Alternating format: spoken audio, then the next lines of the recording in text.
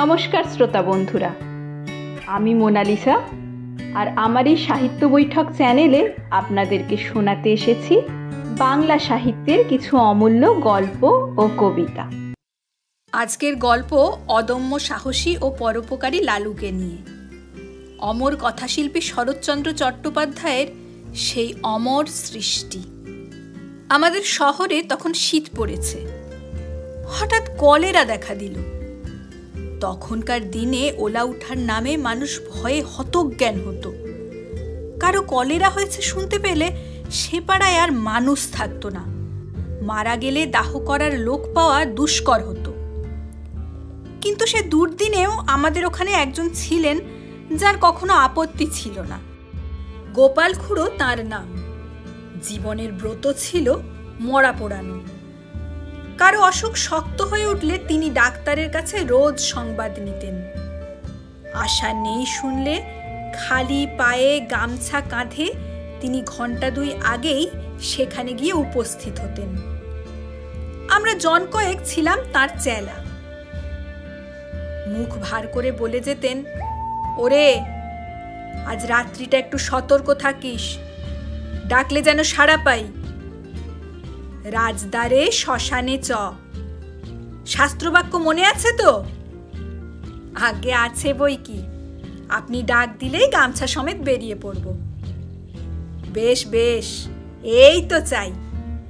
এর চেয়ে পুণ্যকর্ম সংসারে আর নেই। আমাদের দলের মধ্যে ছিল লালুও একজন। ঠিকাদারির কাজে বাইরে না গেলে সে কখনো না বলতো না। সেদিন সন্ধেবেলা বিষণ্ণ মুখে খুড়ো এসে বললেন,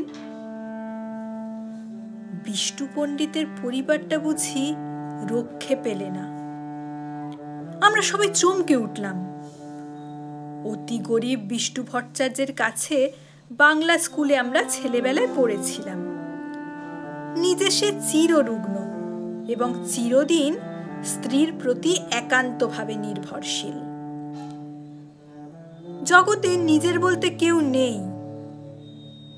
তার মতো নিরীহ অসহায় মানুষ সংসারে আমি দেখিনি।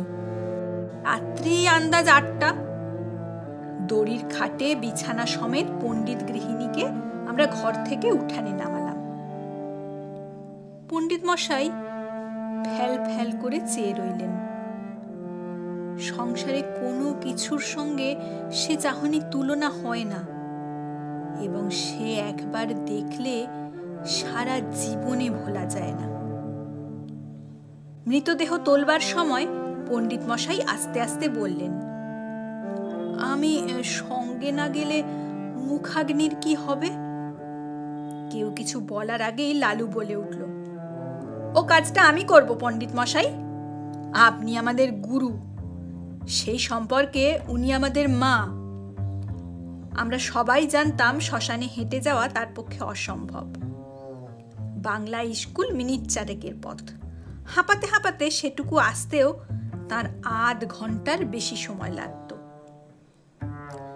পণ্ডিত মশাই একটু চুপ করে থেকে বললেন, নিয়ে যাবার সময় ওর মাথায় একটু সিঁদুর পরিয়ে দিবি লালু?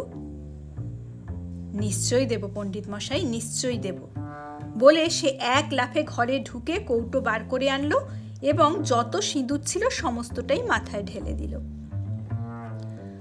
হরিবোল দিয়ে আমরা গৃহ থেকে গৃহিণীর মৃতদেহ চিরদিনের মতো বার করে নিয়ে এলাম। পণ্ডিত মশাই খোলা দোরের চৌখাটে হাত দিয়ে তেমনি চুপ করে দাঁড়িয়ে রইলেন। গঙ্গার তীরে শ্মশান অনেক দূর, প্রায় ক্রোশ 3। সেখানে পৌঁছে যখন আমরা সব নামালাম তখন রাত 2টো। লালু খাট ছুঁয়ে মাটিতে পা ছড়িয়ে বসল। কেউ কেউ যেখানে সেখানে ক্লান্তিতে চিত হয়ে শুয়ে পড়ল। শুক্লা দ্বাদশীর পরিস্ফুট জ্যোৎস্নায় বালুময় বহুদূর বিস্তৃত শ্মশান অত্যন্ত জনহীন। গঙ্গার ওপার থেকে কনকনে উত্তরে হাওয়ায় জলে ঢেউ উঠেছে।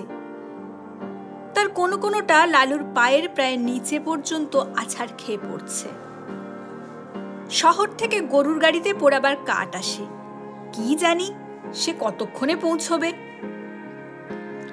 8 ক্রোশ দূরে পথের ধারে ডোমদের বাড়ি।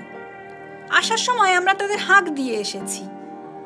তাদের আসতেই বা না জানি কত দেরি। হঠাৎ গঙ্গার ওপারে দিগন্তে একটা কালো গাঢ় মেঘ উঠে প্রবল উত্তরে হাওয়ায় হু হু করে সেটা এপারে ছুটে আসতে লাগলো। গোপাল খুড়ো সভয়ে বললেন, লক্ষণ ভালো ঠেকছে না রে, বৃষ্টি হতে পারে। এই শীতে জলে ভিজলে আর রক্ষে থাকবে না। কাছে আশ্রয় কোথাও নেই, একটা বড় গাছ পর্যন্ত না। কতকটা দূরে ঠাকুর বাড়ির আমবাগানে মালিদের ঘর আছে বটে, কিন্তু অতখানি ছোটা তো সহজ নয়।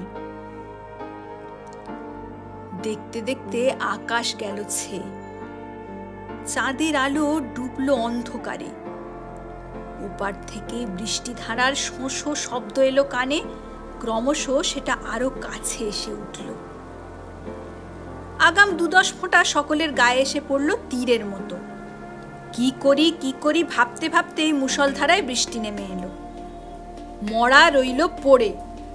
প্রাণ বাঁচাতে কে যে কোথায় ছুট দিল তার ঠিক ঠিকানা নেই। বৃষ্টি থামলে ঘন্টাখানেক পরে একে একে আমরা সবাই ফিরে এলাম। মেঘ গেছে কেটে, চাঁদের আলো ফুটেছে দিনের মতো।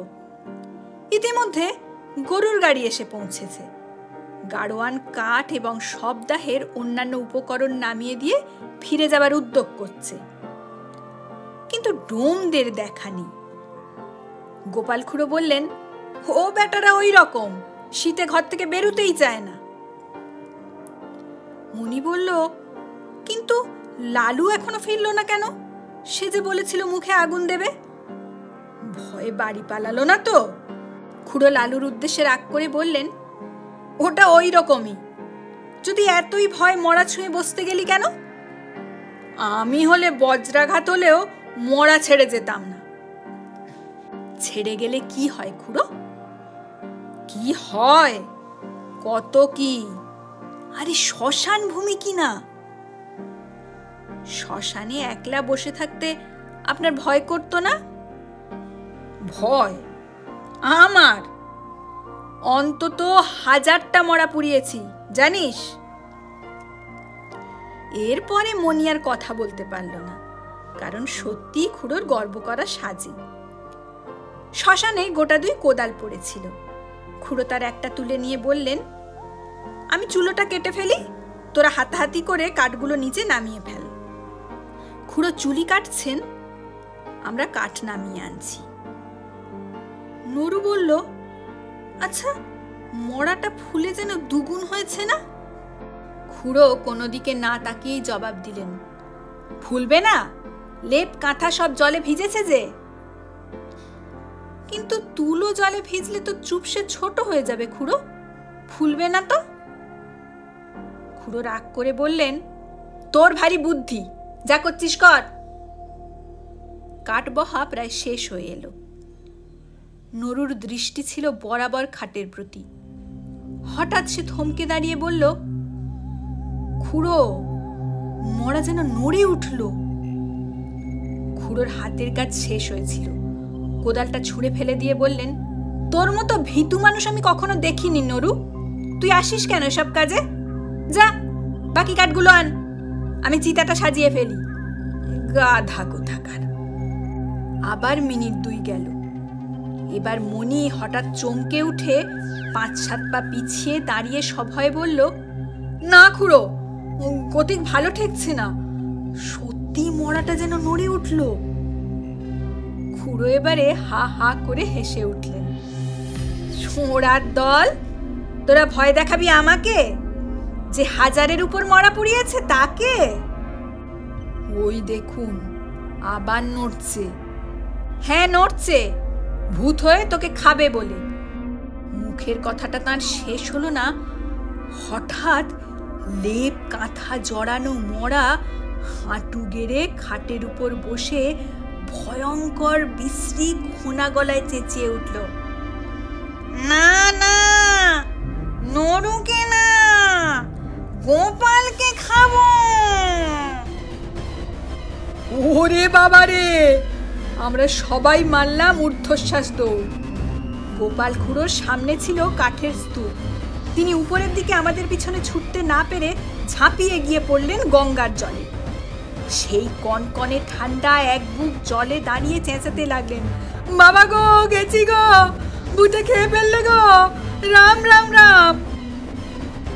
এদিকে সেই ভূতও তখন মুখের ঢাকা ফেলে দিয়ে চেঁচাতে লাগলো, ওরে নির্মল, ওরে মণি, ওরে নরু, পালাস নে রে, আমি লালু, ফিরে আয়, ফিরে আয়। লালুর কণ্ঠস্বর আমাদের কানে পৌঁছলো। নিজেদের নির্বুদ্ধিতায় অত্যন্ত লজ্জা পেয়ে সবাই ফিরে এলাম।